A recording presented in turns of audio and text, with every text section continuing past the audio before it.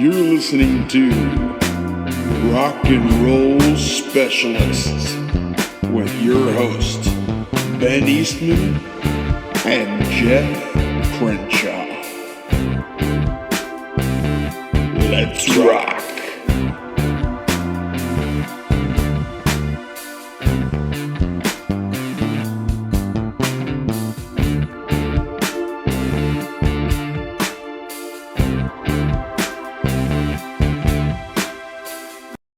Hello, everybody, and welcome to Rock and Roll Specialists. It's good to be back. I am Geoff Crenshaw, And I'm Ben Eastman.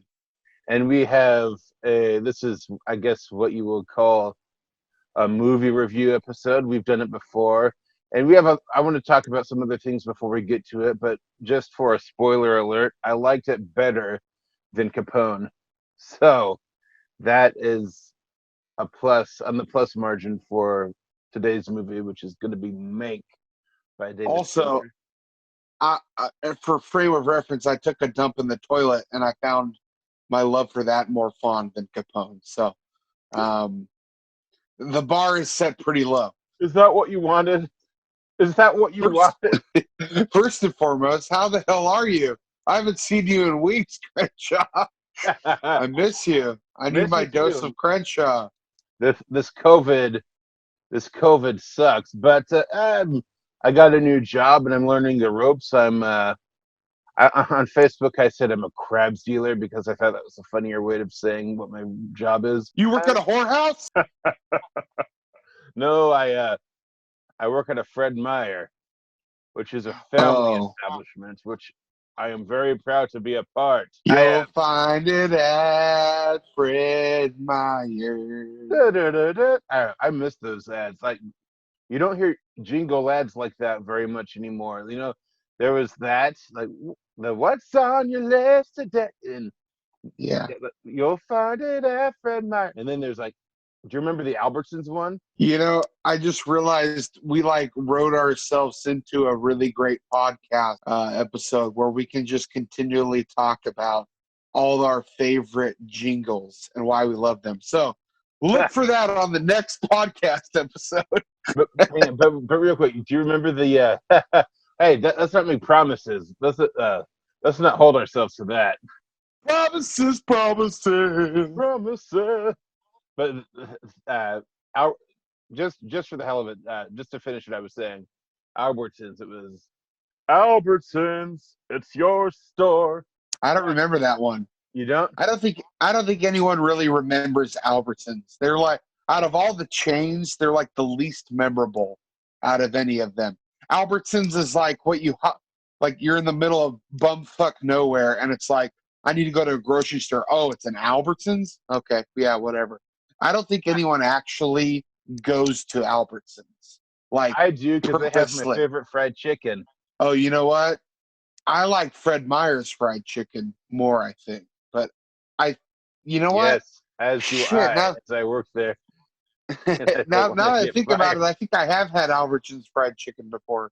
It's good. It's pretty decent. Yeah. It's really good. Remember we actually. It's funny I say that because we actually used to go pretty frequently, you and I, back like when we were living in our old neighborhood. I think we would go and we would get like their cake, their little single serving like carrot cake or like friendship cake, if you will. I don't remember that. The friendship cake thing is an inside joke between us. I don't even remember how it got started, but I do remember one of your birthdays. I asked you to like let me go inside of Freddy's. Not the one I work at now, but the one out by Embry Hall. And I went in and I got this like little, must have been like a $5 cake, and I bought like these sugar letters and spelled out friendship cake on the top, and I gave it to you. And we both had a laugh over that. What a lovely gift. It was a gift of cake from a gift of friendship too. Dear. The cake was symbology. I do. We should get into the main show, but I do want to spotlight a couple of my friends. I would anyway because they're awesome and I love their products, but especially now, uh, COVID's hitting everybody hard, and you know, Amazon's going to be fine. Some of the department stores will likely be all right. They might be getting hit a little hard because more people are probably afraid to go out than typical. The smaller businesses need our love and support, and we certainly need them to stay around for us because they make some good stuff. First off, I want to talk about my friend, Lady Lester. She has a jewelry store. She only makes one type of thing, and they are well, I guess two types of things. They're the aromatherapy bracelets that she puts her heart into. She absolutely cares about her bracelets. She makes them out of crystals, and she attaches porous volcanic rock to the bracelet. They'll have one or two of the porous volcanic rock, and the rest are crystals. And what you can do with the porous rock, this is where the aromatherapy comes in, is you can take some essential oils and like a drop or two in the porous rock will soak it up. And so you'll have this bracelet that smells kind of nice. So if you like the smell of lavender, these are the list of rocks that she has available: rose quartz, amethyst, citrine, agate, aventurine, aquamarine, tiger's eye. She makes these bracelets and they're straight from her heart. She's one of the sweetest goddamn people. I believe in the beautiful power of crystals. They're like, oh wow, that's cool to look at, and it'll good to accessorize with clothing or whatever if you're into that. I was never a big And fashionista. here's the thing: she has a really winning jingle that she plays to entice potential customers. Oh Have you heard it? no. One sec. Let me play it here on my jukebox. Lady Lester, she's gonna make bracelets for you, for the world, and they're pretty darn beautiful, and they could heal you through and through. Lady Lester, for you. They're beautiful. I've purchased some from her before, and I actually just recently did again. I'm gonna give some out for his Christmas gifts. That was good, Ben. I liked it. Spoiler alert. Are you What? getting me one, Crenshaw? Do you want one, Benjamin?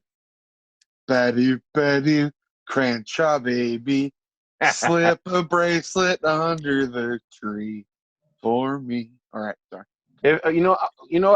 Sure, I'll give you one. I'll give you one.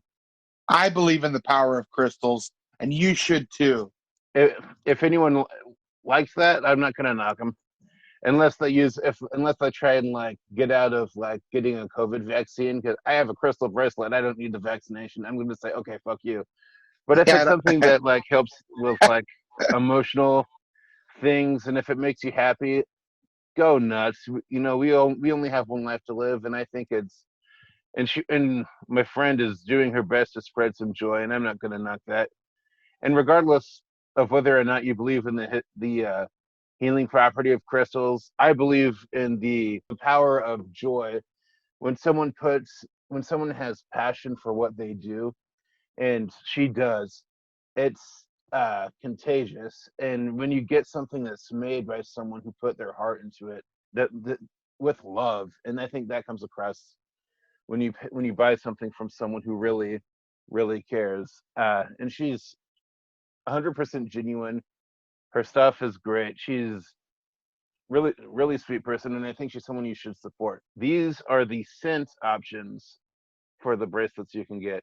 I'm more inclined to think that scent does have more like therapeutic qualities, like aromatherapy. I don't know like to what degree, but I think there's like if I'm stressed out, and I come home and there's a lasagna in the oven, I'm like, oh, life isn't so bad. But I think there's something to the correlation between scent and emotions and such. But here we go.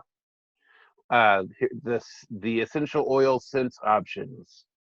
There's lavender, which She says can help with anxiety, calming, sleep, depression, or anger. Peppermint, congestion, comforting. That's actually, I think, true. You get peppermint tea and it can help clear things up. So I can see that. Orange cleanses, uplifting, brings balance. I know they have like the orange like furniture cleaners, like you spray on wood and you scrub. I can see that cleansing. Rose for panic attacks, anxiety, it brings balance. Eucalyptus for sickness, energy, allergies, and congestion. Lily of the valley, depression, headaches, melancholy, memory loss, and epilepsy. Wake. I'm not wake.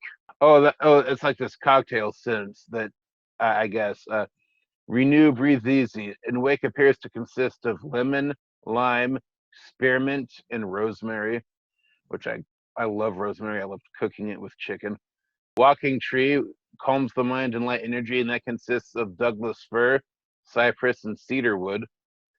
Uh, Ben used to live on a street called Sandalwood. That came to mind for some reason. That's a long time ago. Scared seed, focus, concentration, anxiety. And that's peppermint, patchouli, and rosemary. And purify, detoxifying rejuvenation, grapefruit, and juniper. Which that's awesome. And also you can get one that's unscented. But if you want to get one unscented, you probably won't attach the rocks unless you specify that you want to put your own oils on, which you will advise because the scented bracelets do not remain scented forever. The scent does wear off after a little bit. I forgot how long she said, but she advises like a drop or two on the volcanic porous rocks will renew the scent of the bracelets. But she doesn't supply the oils. You have to get your own oils, but she does supply the bracelets, which are very pretty. They're well made. I bought some myself. I'm going to give some out for gifts, including apparently one to Mr. Eastman. So you can look forward to that. Does she have a good like Instagram handle or website that we can Thank you. tell people to go to? I actually wrote down the handle if you'd like.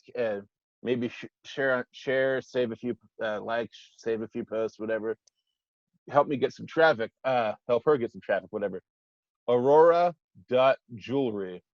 That's AURORA period JEWLERY. That's her Instagram handle. You'll be able to see that she has some pretty nifty bracelets.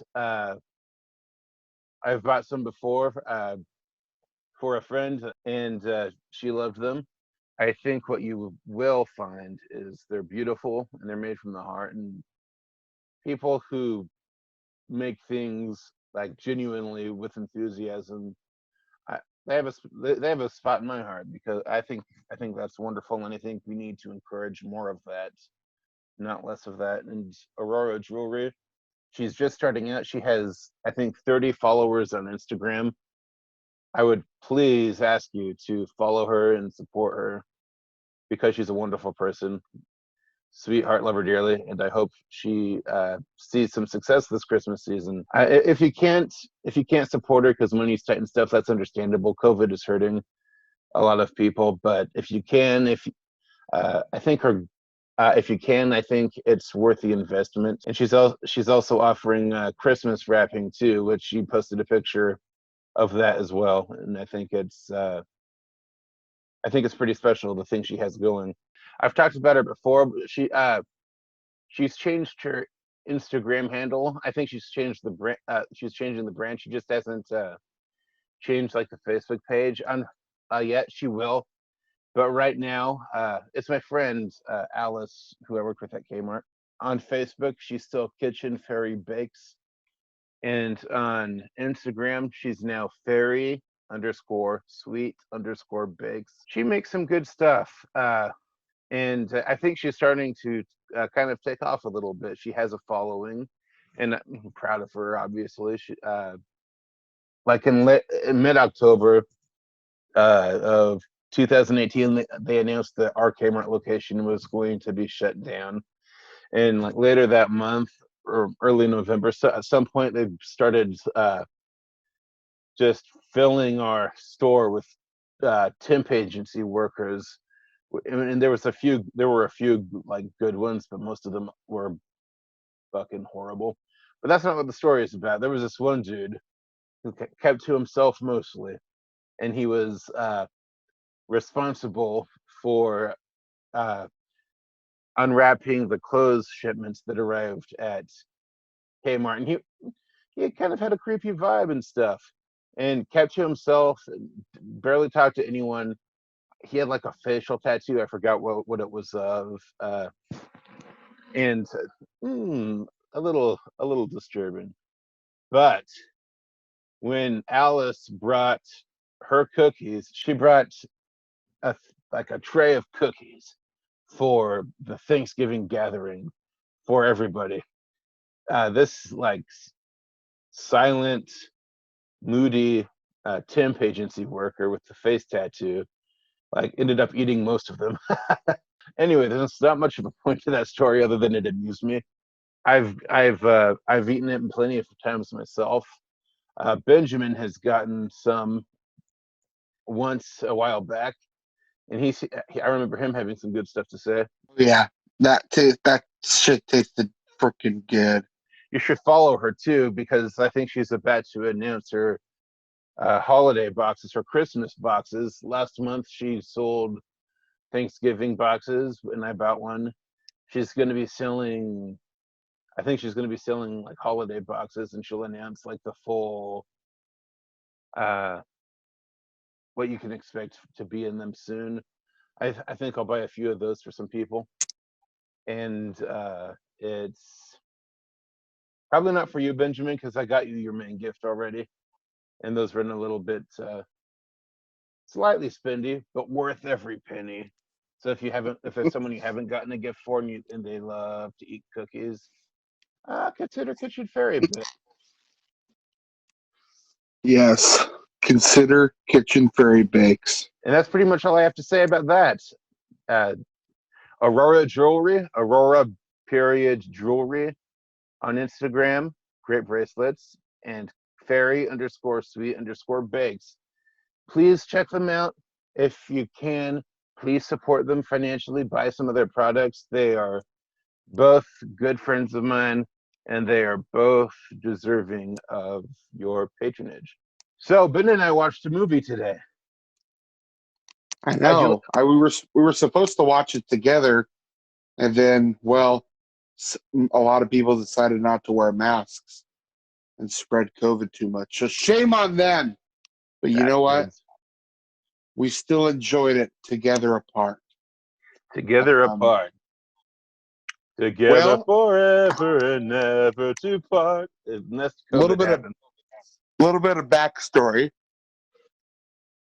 The first thing I ever edited, ever in film, was an assignment in which I was in a classroom with Geoff Crenshaw, film studies in high school, Mr. Allen, and our task was to edit using scenes from Citizen Kane to make our own little trailer for the movie. And we could change the narrative in any way that we please by adding certain things. Me, it was adding a shit ton of sound effects because that's all I could really do to edit. So, but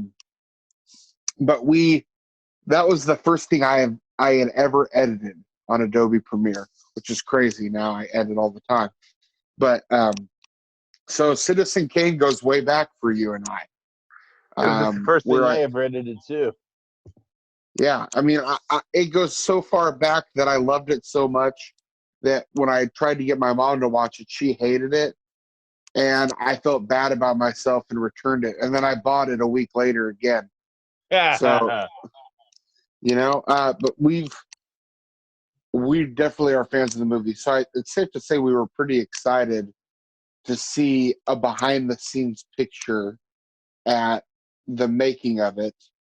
I'll bet under a different scope than maybe ideally we would have imagined. I think you and I both would have like to see the actual behind the scenes filmmaking of it as well too. Um, that is not what this movie is about whatsoever. No, not at all. But um, well, I think we were really excited to see that David Fincher was taking it on. Obviously, you and I are big fans of David Fincher. Every time he comes out with something, we usually find a way to see it together, or see it multiple times. So My um, friend Zach he's Hebers is also a huge Fincher fan, and uh, when we when we made those Citizen Kane trailers, I asked Zach to save them on a DVD for us, and he did. So there's kind of a double link there. We're all of us Fincher fans, and he backed up our Fincher trailers for us. Or not our so Kane trailers. Sorry. so the movie. No, that's right. And so that's just a little backstory. I was just thinking about that because I was just editing before we started this podcast, and it was making me think about the first time I had ever edited was Citizen Kane reference. So Mank is about the screenwriter, supposedly, for the most part, of Citizen Kane, um, Herman Mankiewicz, Hmm. and about him writing and coming to the idea and inspiring to write the movie Citizen Kane for Orson Welles. So whether or not this is 100% true or not, I think is kind of up to speculation. I think uh, there's good reasons for both. But if you just watch it and enjoy it, I think this is a film that's not for everyone. And I couldn't help but feel a little bit disappointed personally, just as initial reaction. Mixed Um, feelings for me. yeah, I would say mixed for sure because there was a lot of really good things that I really enjoyed, and we can kind of dive into that. So, um, I let's first talk about something that I know that we both probably absolutely loved about the film, The and that style. is the style. Yeah, the Yeah. style is obviously the strongest point of the film. Absolutely gorgeous monochrome photography. It's meant to Um, look like it doesn't like look exactly like Citizen Kane because but it strongly evokes it, and there's shots that the cinematography looks like it's from that period, and there's like a lot yeah, of tricks that are in Kane that they use in Mank. yeah, everything from the titles to the sound design, which is mono, to the sound effects, to the visuals. It is all made to look like a movie exactly of its time in that era.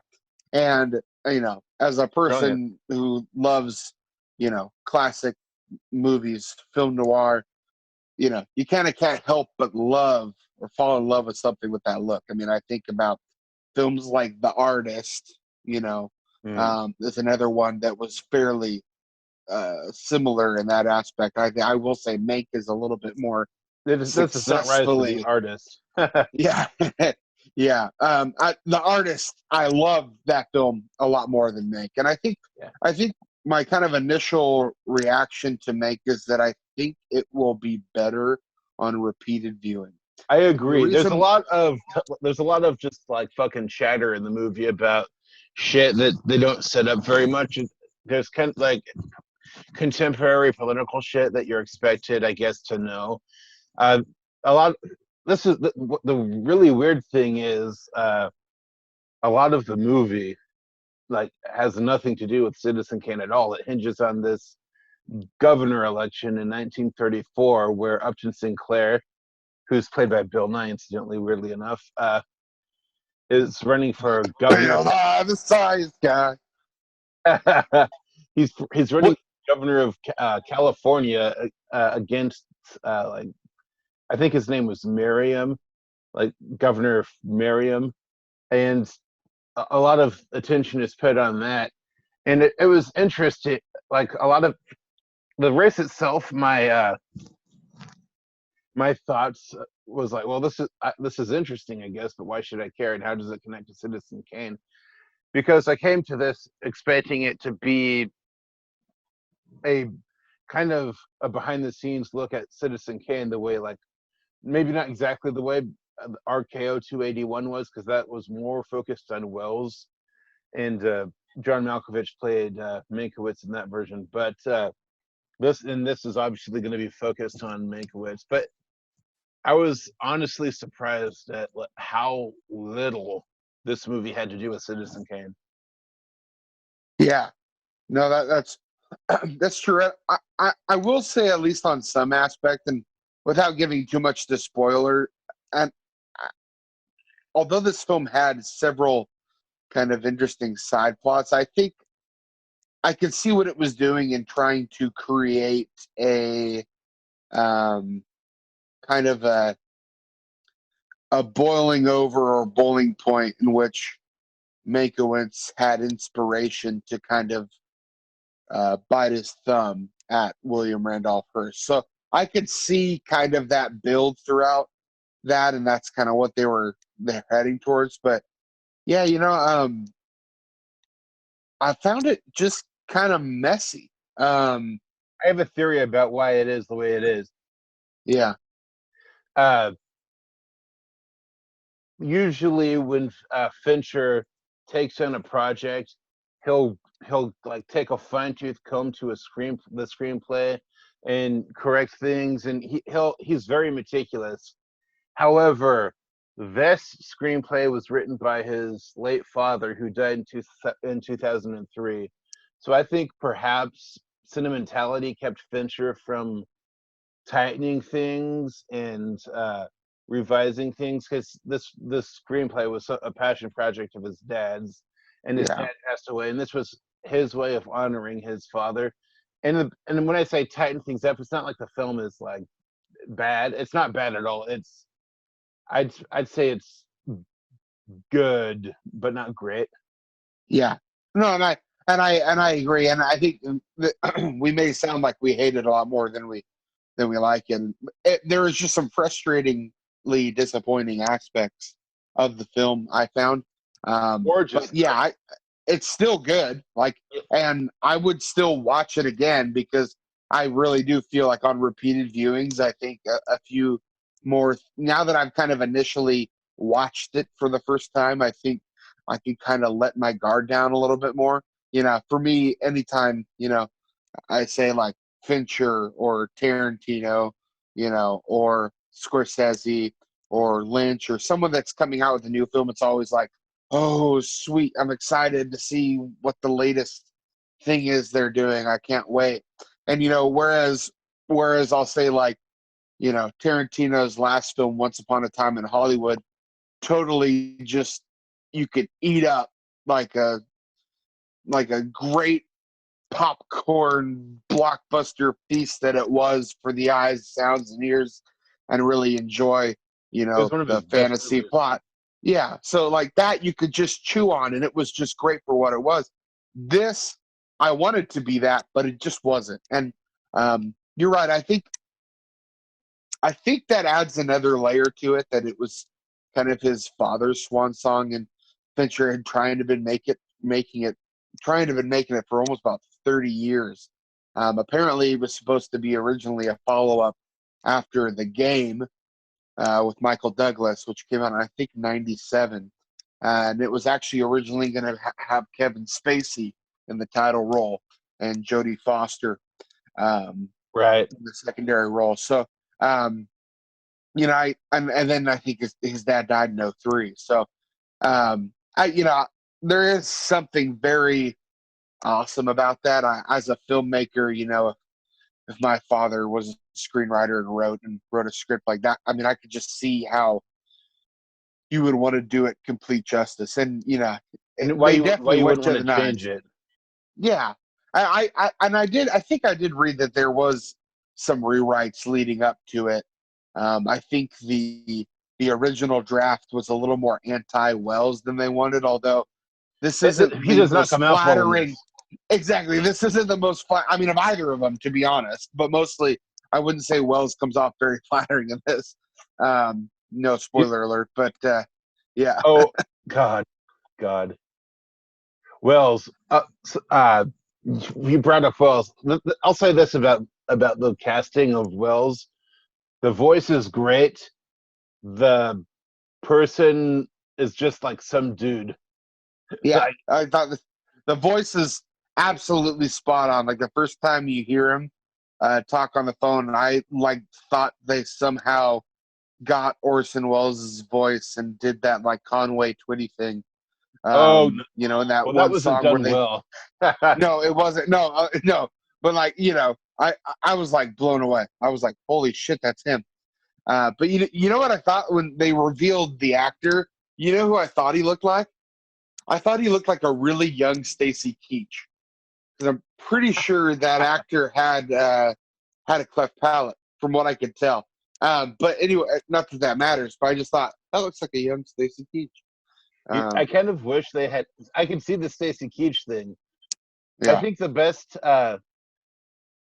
performance that I've seen of someone playing Orson Welles is in Ed Wood, and it's obviously dubbed because like yeah, it was Vincent D'Onofrio who at that point in time with a little bit of like makeup and hairstyling looks fucking exactly like Wells did in the 40s. yeah, Like the yeah. scene took place in the 50s where Wells didn't look like that anymore, but that's something you just let go.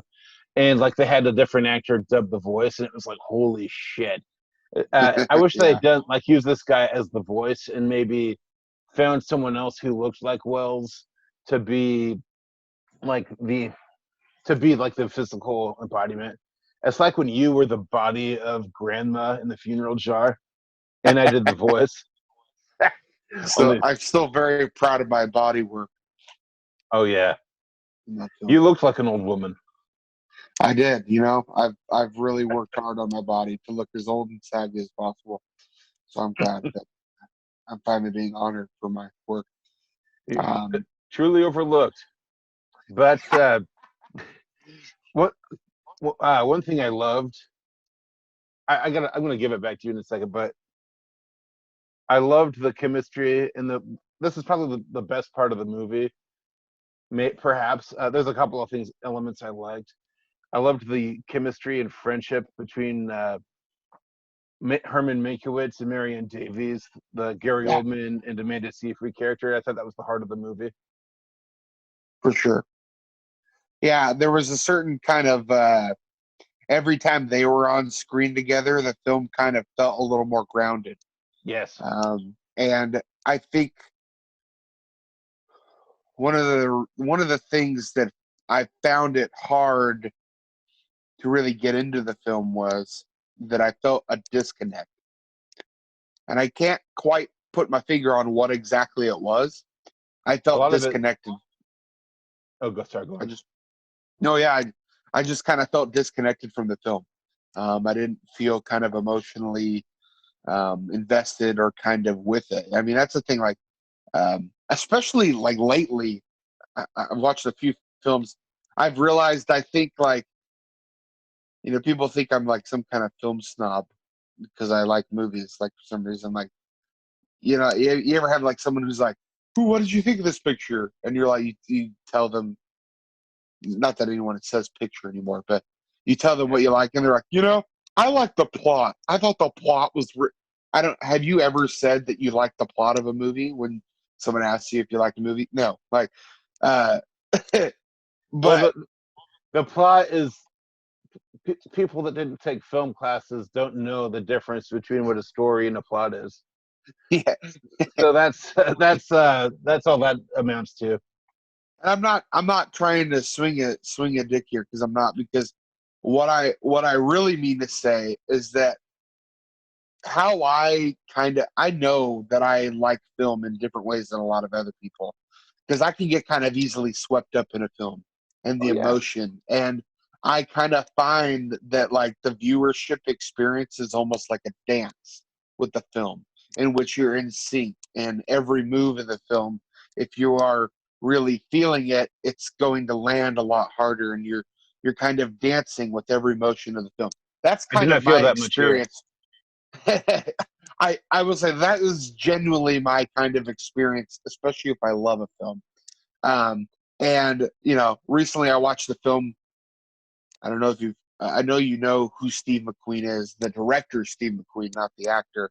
Right. Um, who's made 12 Years a Slave, Hunger, Widows. He's doing a Widows was good. series on Amazon Prime, in which it's called Small Acts, and it's 5 movies. He's literally just made 5 movies, and he's releasing them all before December, and they're releasing them every Friday. So I don't know how the hell he did this, but he made 5 movies somehow in the past few years. Wow. And one of them is called Lovers Rock, one of the best films I've seen all year. It is pretty much a film of, and it's all um, pretty much Are these about shorts? no, they're actual films, like Wow. 2 hours long, hour and a half long. The Lovers Rock happens to be the shortest one so far. It's like 75 minutes or 70 minutes even. Hey, about the running time of truck runners. Um, Awesome. and it is based. The whole vibe is about kind of the African American community um, in England. And like this particular film is about the Jamaican community there, and they're pretty much all going to a house party and dancing and having a good time. That's kind of the plot of the movie, but it is such a like a feeling type film where you kind of can't help but get caught up in it and just go for the ride, right? And I use that to kind of draw a parallel to Mank. I realized that was kind of a long um, diatribe, but Mank I felt out of step with in the dance with the Yes. film is what I'm getting at. I felt like we weren't on the same page. And that's genuinely why it's not a great film for me. And you know, we talked about but that's kind of how I felt. I just kind of felt out of step in the dance of me watching the film and enjoying it. I think one of the issues is, well, I agree with you. I I think a lot of the time when when he wasn't with Marion Davies, when he was just like by himself, like, or like in his rehab bed or whatever, it was just a lot of quips and very little character. It was like I thought, and I don't think this is a Gary Oldman issue, which sometimes Gary Oldman doesn't deliver a very good performance, like such was the case for Darkest Hour, which he somehow won a fucking award for. It was one of the worst performances I've ever seen in my life. Anyway, that's off topic. He was I thought he was fine in this, but I think the writing, they wanted him to be this super wit master, uh, like the wittiest guy in the room. And in the movie, he spends a lot of time like with people who are also pretty notoriously witty, you know, like Irving Thalberg or like Mayer and stuff. But all he is like a drunk and a wit master. And I don't think they really dug very deep into his psyche, other than, oh look, he's drunk, and we're gonna try and hide uh, the lack of character development underneath a beautiful aesthetic and nostalgia throwback. But I think I think one thing though that really hindered it was how they used flashbacks, because there didn't seem to be very much rhyme or reason to why the flashbacks were used. Usually, when a film incorporates flashbacks, it's it's done in a very particular way, to explain something happening in the present, or through the use of a memory or something. And there was like one instance where I think they kind of did that, but because at one point, the main character, Gary Oldman, asks one of the nurses or someone attending to him, because he's an alcoholic and they're trying to get him to write the Kane script. They asked, "Have you ever heard the story about the organ grinder and his monkey?" And then they flash back to something. Then they flash back into the present. Then they flash back to something else. Then they flash back into the present. Then they flash back to something again. And there's a scene, finally, several flashbacks later, where Mank is walking with William Randolph Hearst, and Hearst is like, and like Mank has just like busted Hearst's balls, which was fucking unthinkable because Hearst is like was probably one of the most powerful guys in the country, if not the most powerful person in the country at the time. And like he just got drunk and started like implicitly busting Hearst apart at this dinner party. And then everyone else leaves, and Hearst gets up and starts walking to him to the door. Have you ever heard the parable about the organ grinder and his monkey? And I'm just thinking, holy shit, you're bringing that up again this far down the line? It feels like that's something you would have done earlier in the film. That's funny that you said that because I thought that same thing. I was thinking, Right? I actually thought that I missed it because when that happened, I was like, oh yeah, I remember like earlier they'd said, oh yeah, let me tell you about the story of blah blah blah, and I thought, oh maybe I must have just like missed that they touched on that earlier, and then now they're bringing it up again. But now that you say that, it sounds like maybe they, yeah, I was not wrong. I mean, I was wrong in that it took that long to get to that point of the story. It, it's it's just the flashbacks. When it comes to flashbacks, I'll say this: Citizen Kane did it better. Yeah, yeah, I'd say so. Like one thing I thought was kind of neat, although I don't think it was like a real necessary scene because I don't think it really led anywhere in the script. But if anyone has ever like watched Citizen Kane and actually have it connect with you, because I've known a lot of people that they'll say, "Oh, I watched Citizen Kane and I thought it was boring." It's only considered important because it invented new stuff, but watching it, it's not entertaining and stuff like that. I've never been in that camp. I've always liked it. But so, Yeah, and as someone who's always liked it, one of the most memorable moments in the film, for me at least, is when the reporter. The structure of the Kane film is this: uh, the lead character dies, and so and this newsreel company wants to make like his last word is Rosebud, and that's pretty much what everyone already knows, whether or not they've seen the film. But the plot of the movie, or the story of the movie, I should say, uh, is this newsreel production company, because it's 1941, wants to figure out what Rosebud meant. What was the significance of this last word of this uh, titan of American culture, Charles Foster Kane? So they send this dude out to interview various people that Kane knew in his life. And like when he interviews one, you get a slice of life from that person's point of view of Kane. If that, and uh, that those flashbacks make sense because they're given a context. There's a clear reason for why the flashbacks are happening, yeah, and through everyone's point of view, you kind of get a puzzle, kind of an incomplete puzzle of of the of the full man, and then you kind of get the last piece, the very last shot of the movie, which is why it's so brilliant. I don't think, spoiler alert, it's an 80-year-old movie, so who cares? But like the last piece, it turns out Rosebud was his childhood sled that he's seen playing on early in the film before this rich dude takes him away, and it's like the last time he was with his family, and before he was adopted by this fucking creepy millionaire. But like those flashbacks make sense, and if a flashback doesn't have to be structured in the way that it is in Citizen Kane, but it makes sense that in that way, and there's a way that could make sense where there's a thread that weaves. I don't think that thread was woven very as well as it could have been in this movie. yeah. No, I see what you're saying. That makes a lot of sense. You know, I'm.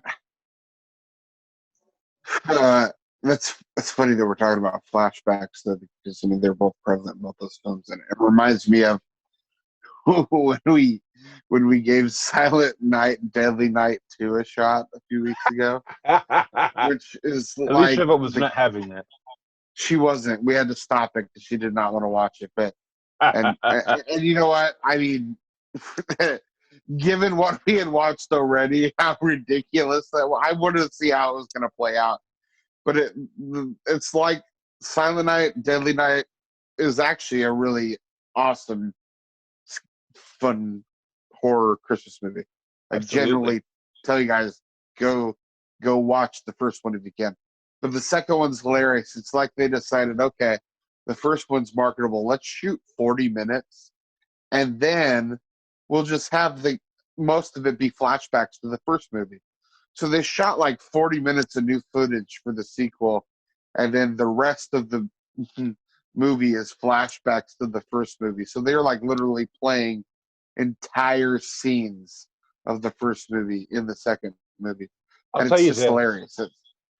I'll tell you this. My theory on that particular film, there's no way they made that film for artistic reasons, or No way. probably even money making reasons. That was a money laundering scheme if I've ever That is seen. purely financial. Yeah, it was like, hey, let's make a. God, I would love to find out more about that because I I bet like I knew Silent Night, Deadly Night 2 had a big cult following, and I had seen clips from it in the like just over online like compilations of crazy death scenes or whatever. And I that's thought to the myself, garbage. that movie looks crazy. Yeah, the Garbage Day is one of the main ones.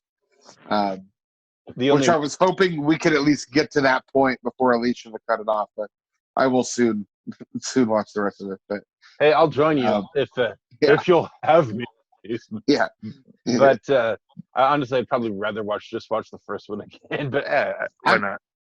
We I'm could just skip not a the. huge fan of flashbacks. I've realized it can be done fairly well, but a lot of times it's done eh, not well. I think most often than not, flashbacks are done not well, especially if they're used as a plot device. It's understandable if like there's like a little bit of a flashback here and there to kind of, but like when they're used constantly, I think the whole film's a flashback. Sometimes it Here's really another bothers me. like flashbacks can be done well too. I think one I'm pretty sure is a Fincher film, like Memento. That's done pretty fucking Yeah, well. The entire film is like that's a a constant flashback. that's Christopher Nolan. Oh, that's okay. Never. And I Sorry. will say, no, I will say, Gone Girl Memento's too. good, but it takes me a bit to kind of get into the rhythm of the flashbacks there Well, because because they're it's done in a unlike very anything else that specific we've way. seen. Yeah. Yeah, just the way. I mean, I mean that's why the film's notorious is the way that it plays out that way. It kind of Nolan's known for doing that. That's kind of like one of his things now with movies is like he tries to really switch up the narrative so that the movie's not just the A through Z. It's like a whole mixed kind of nut. Nolan With is him. kind of starting to I love a lot of the Christopher Nolan movies, but I Yeah, think he's gotten himself into this weird corner where he always has to try and flip shit like around, and he's kind of become like this weird hybrid of Steven Spielberg and M. Night Shyamalan. yeah. You know I what I mean? I I can agree 100%. He is a great filmmaker. I have not seen Tenet yet, but yeah, I think yeah, I would like to see him make something more grounded. I think like his most grounded film is probably my favorite film of his, and not a lot of people talk about it. But Insomnia. Oh, that Insomnia is a really grounded film, but it is such a good meat and potato thriller. Like it's Robin just done Williams so at his well. best. Yeah, Robin Williams and fucking Hilary Swank's great in it. Of course, Al Pacino's great in it. There's not one thing that Al Pacino's not great in. But uh, yeah, like that film's really great, and it's a grounded kind of appeal. There's not real jumps in narrative. It's kind of your A to Z movie, but yeah, I'd like to see him do that again for sure. Oh, absolutely. It's so good. but in terms of flashbacks, like the other Fincher film, I think does it well, even though he didn't write it either. But I feel he probably had a hand in like tightening it and stuff. Gone Girl, Gone Girl, Yeah, like yeah, that's done really well. done very well and very seamlessly to the point where it doesn't really, you're not really taken out of the narrative of the movie. Exactly.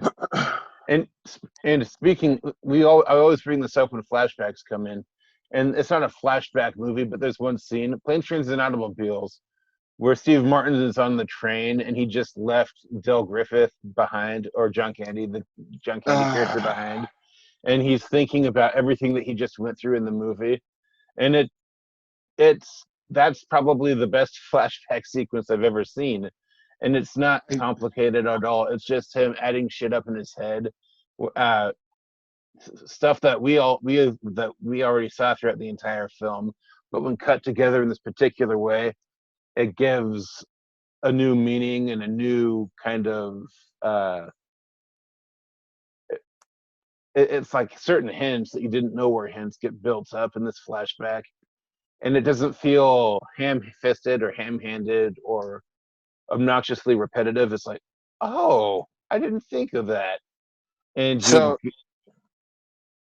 sorry, go on. I agree 100%. I was gonna say that that's an amazing flashback, and I'll have to say it's definitely inspired another holiday film, one that I made, and without really spoiling it. And To All a Good Night. Um, if you have not seen it yet, very inspired by that particular moment in Planes, Trains, and Automobiles. You can That's find it on good. YouTube if you're down for a holiday Christmas treat while you're quarantining with your family and friends. And if you want something a little longer, but maybe not quite as not quite as polished, just slightly rough hewn, check out my classic as well, Serial Killers. Yes, check it out. Uh, Hmm. we are promoters of local business and our own films, We so check them are out. we are Um, shameless. Oh shit! I noticed something in my notes I wanted to address. It's not even like a real criticism or praise of the movie, but it's something that popped in my brain when I was watching it. I thought the dude. I don't know if you'll agree or not. I thought the guy that played William Randolph Hearst in Mank, he reminded me a lot of Colonel Cochran from Halloween 3. I can totally see that. Yeah, Charles Dance That's was his his name. name. He was Yeah, Charles Dance. Yeah, yeah. No, he was definitely pretty awesome. I'm trying to think what else I've seen him in. I think like one of the big things he's in recently is Game of Thrones, but I don't really watch Game of Thrones. Man, I've seen him in something else, but he was great. Um, that he's like the oh, scene where he's Last giving the Action Hero. huh.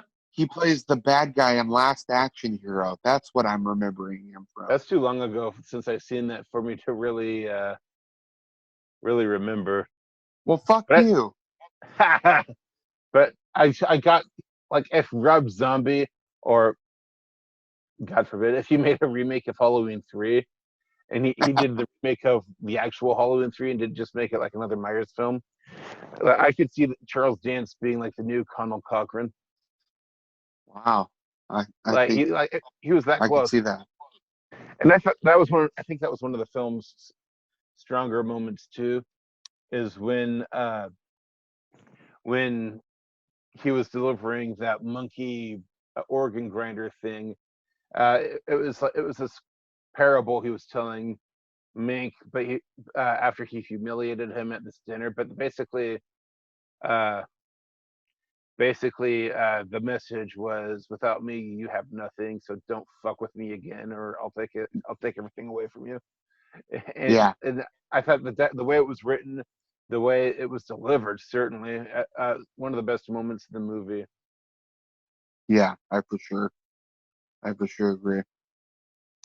There was one interesting thing that kind of that uh, caught my attention too. It, I think overall the gubernatorial race in the movie, I wasn't sure what the point was, but I also kind of appreciated it because I kind of it couldn't possibly unless like Fincher had someone add like graph this onto his father's script, it couldn't possibly have reflected like recent times. But it felt like uh, the lengths to which these people were trying to discredit Upton Sinclair felt like people today going to absurd lengths to discredit Bernie. There's a scene where they're having Mankiewicz evaluate this campaign or this election newsreel where they all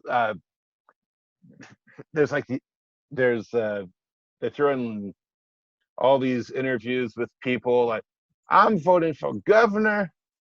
I'm voting for Governor Merriam because I want to keep my job.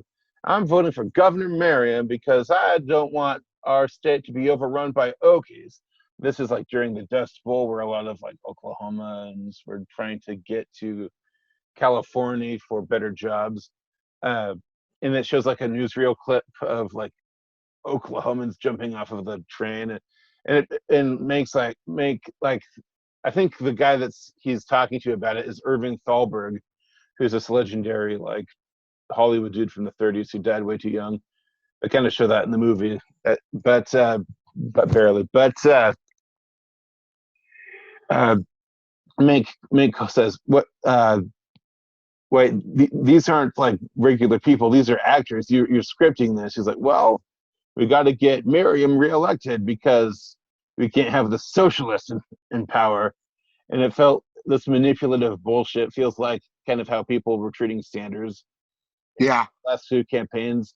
Only it was more like the establishment Democrats in the case of Sanders than like Republicans in this movie.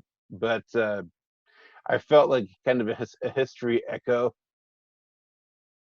yeah, no, that's something that I definitely caught from this too. There's also like a whole argument for socialism versus communism versus like capitalism. Like, yeah, there I think it definitely felt pretty timely. it did. It felt like it was written within the last 2 years or the last like 5 years, honestly, because it Yeah, was for sure. so on point with shit that's going on in politics now, like silencing the silencing the more progressive voice uh, for the sake of big business or whatever. The establishment Democrats now, Republicans in the past, Republicans now too, but they're like even further, like holy shit, psychotic. But yeah, Yeah, I think it's a good film. I don't think it's for everyone. I think even us with our love for Citizen Kane, and that era, which is kind of what this is supposed to be a built-in audience for. Even we're conflicted with the film, so you can kind of I can't say I'd recommend it um, to I everyone. would I would recommend it, but I would not recommend it for everyone. I would Yeah, recommend it for people who love to see that old style yeah, of cinema kind of revived. Like you're hooked. I was hooked with the opening credits, and I kind of lost some steam after that because it was I felt unfocused. I think more than anything, this film is mainly just a tribute to Fincher's father, which I understand. He didn't want to fuck with what his father had created. He wanted just to build upon it and said, "Look, my dad and I made this, and he's gone, but this is his legacy or whatever." And I get that yeah. of you. And no, I guess there's no real way to know for sure if that's the case or not. That's what we can assume, Yeah, given what exactly. we've watched in the back. It was just once again, I mean, Fincher's notoriously meticulous filmmaker, and we've heard. I mean, I've heard backstories from this film in which several things took over 200 takes an entire week That's for a like scene. typical So that's typical Fincher. So I imagine, as in control as he is on set, I'm sure he did do some sort of rewrites to it. But yeah, it definitely feels like a script that was written in a different time, which indeed was written about 30 years ago. So, but Was it long ago? yeah, it was written in the 90s apparently. So, Oh wow. at least the original draft was. So, but hey, I always look forward to what Fincher's going to do next. He usually delivers, and at least here he delivered something that was a visual spectacle for the eyes, even though it wasn't as I didn't feel as connected with it as I would have liked as of his previous films. I think his last film was Gone Girl. Am I right? I honestly am not sure. He's been doing TV lately. I mean, with Mindhunter and House of Cards, um, but It's those shows aren't even on anymore. So it's been a minute. I will say that this is